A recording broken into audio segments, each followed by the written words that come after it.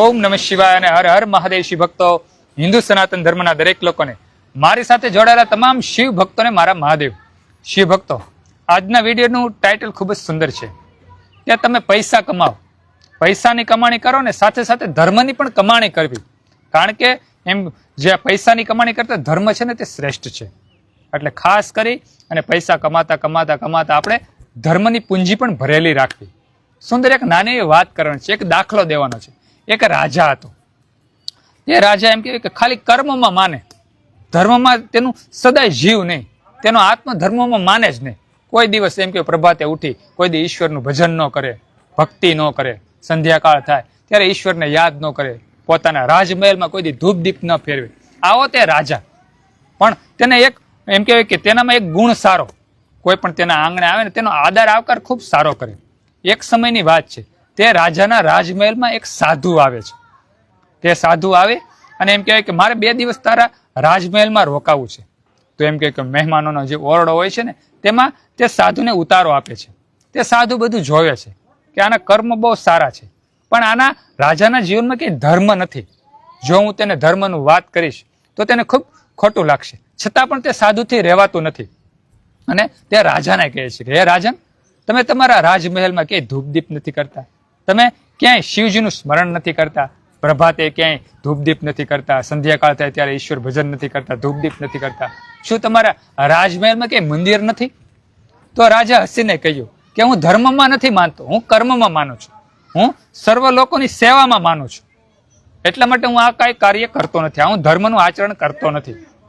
પણ સાધુનું એમ કહેવાય કે મનમાં ને મનમાં એક પ્રશ્ન કહે છે કે આને મારે કઈ રીતે ધર્મનું આચરણ કરાવવું.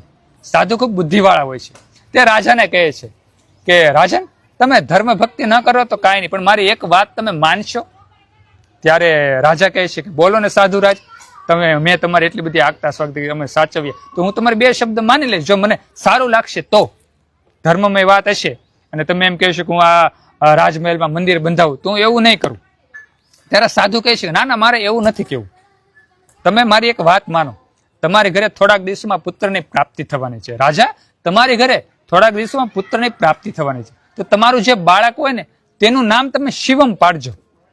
તો રાજા 2 ઘડીક વિચાર કરે છે કે આ સાધુએ વળે મને શિવમ નામ પાડવાનું કેમ કહ્યું છે. એટલે રાજા સાધુને કહે છે કેમ મારા બાળકનું નામ શિવમ પાડું? બસ એ કે મારી ઈચ્છા એવી છે કે તમે તમારા બાળકનું નામ શિવમ પાડો. તો રાજાને એમ થયું કે ચાલો કાંઈ વાંધો નહીં સાધુરાજ, હું તમારી વાત માનીશ, તેનું નામ હું શિવમ પાડીશ. અને ત્યાંથી સાધુ જતા રહે છે. અને થોડાક દિવસોમાં તે રાજાની ઘરે પુત્રની પ્રાપ્તિ થાય છે. અને બને છે તેવું કે તે સાધુની વાત યાદ આવી જાય છે અને તેના પુત્રનું નામ શિવમ જ પાડે છે. ધીમે ધીમે ધીમે શિવમ મોટો થાય છે. આખો દિવસ શિવમ શિવમ શિવમ, શિવ શિવ શિવ શિવ શિવ, ટૂંકમાં તેને શિવ કહીને બોલાવે છે.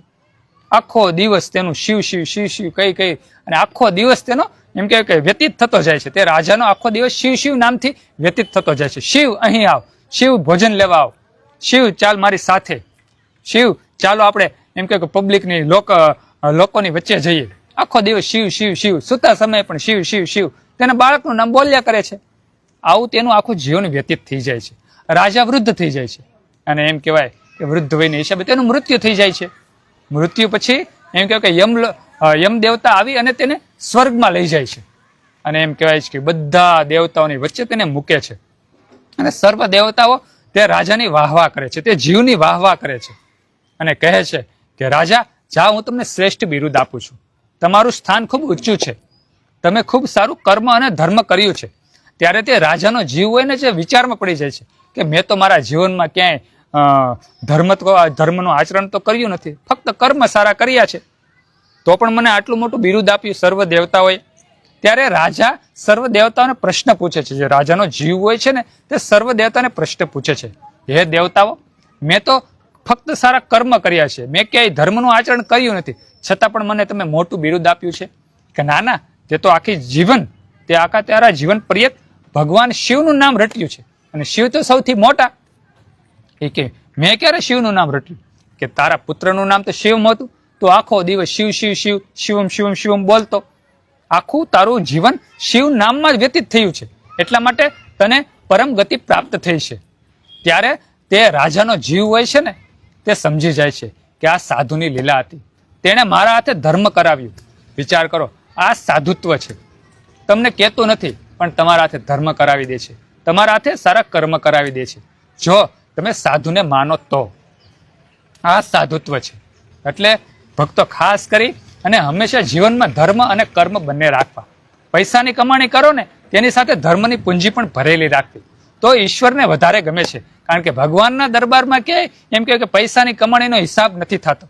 ત્યાં આપણે જેટલું પણ ધર્મનું આચરણ કર્યું હોય છે ને તેનો હિસાબ એમ કે સ્વર્ગની સીડીમાં થાય છે. આકાશમાં જે ભગવાનની દુનિયા છે ને ત્યાં ધર્મની કમાણીનો હિસાબ થાય છે. એટલે હંમેશા પૈસા કમાતા કમાતા હંમેશા આપણે ધર્મનું આચરણ કરવું, ધર્મની પૂંજી ભરેલી રાખવી. સુંદર આ રાજાની વાત જો તમને ગમી હોય તો વિડીયોમાં લાઈક આપજો, કોમેન્ટમાં હર હર મહાદેવ હર ઓમ નમઃ શિવાય લખજો, અને આ વિડીયો આપણે બીજા હિન્દુ સનાતન ધર્મના લોકોને શેર કરી દેજો. બધા શિવ ભક્તોને, હિન્દુ સનાતન ધર્મના લોકોને મારા હર હર મહાદેવ હર અને ઓમ નમઃ શિવાય.